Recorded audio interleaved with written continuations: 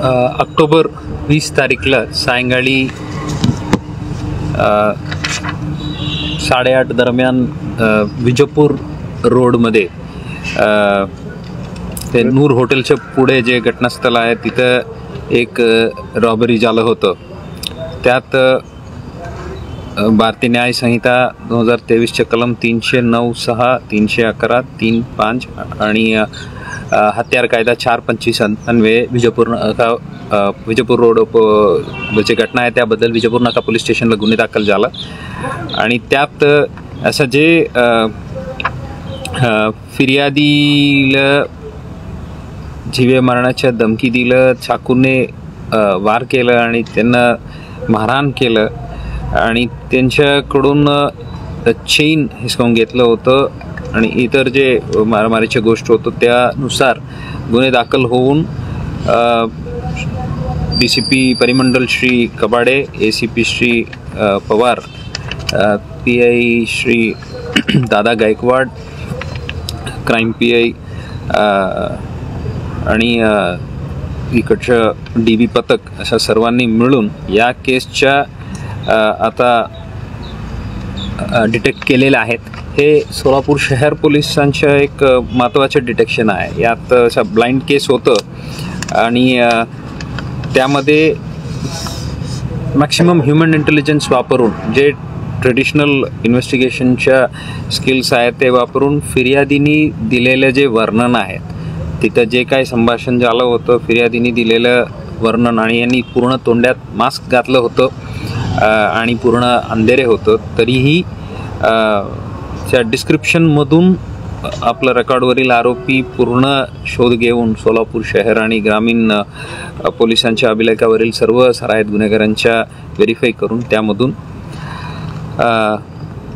3 आरोपी निष्पन्न करून त्यांना ताब्यातही घेतलेले आहे। त्यापैकी 2 जण 3 आरोपी अशा खालीलप्रमाणे आहे। प्रथम आरोपी आहे विकी गायकवाड, राहणार सेटलमेंट। दुसरी आहे विनोद उर्फ रावण गायकवाड आणि जगदीश उर्फ बारक्या संगटे।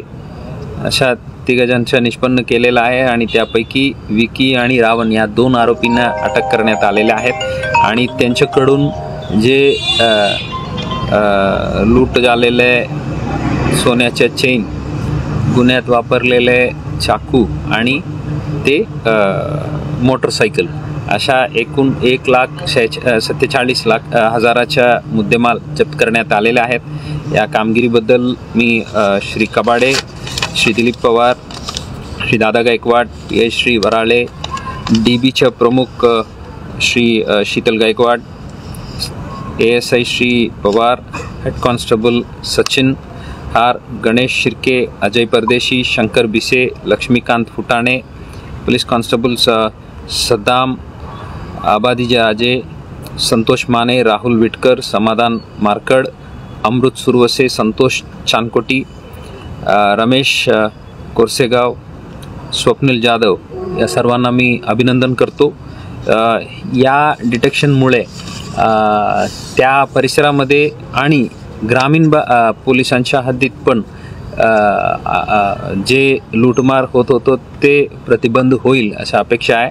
आणि इंट्रॉगेशन दरम्यान त्यांच्या आणखी एक मंद्रुप पोलीस स्टेशनच्या गुन्ह्याबद्दलही त्यांनी कन्फेशन दिलेले आहेत। त्यांनी संबंधित पोलीस स्टेशनलाही कळवलेलं आहे। तिथून पण आमच्या पोलीस कस्टडी संपल्यानंतर तेही ताब्यात घेणार आहे अशा अपेक्षा आहे। हे जे सराईत गुन्हेगार विकी गायकवाड जे आहेत त्यांच्या विरुद्ध हे 11वी गुन्हा आहे आणि जे रावण जे आहेत त्यांच्या विरुद्ध ही 4था गुन्हा आहे। सर या आधी पण त्यांच्या या केसच्या आता सर्व प्रीवियस क्राईम हिस्ट्री आता अनालायसिस होत आहे आणि हे संकटित गुन्हेगार आणि त्याच दृष्टीने आम्ही विश्लेषण करून MCOC अंतर्गत कारवाई होणार आहे।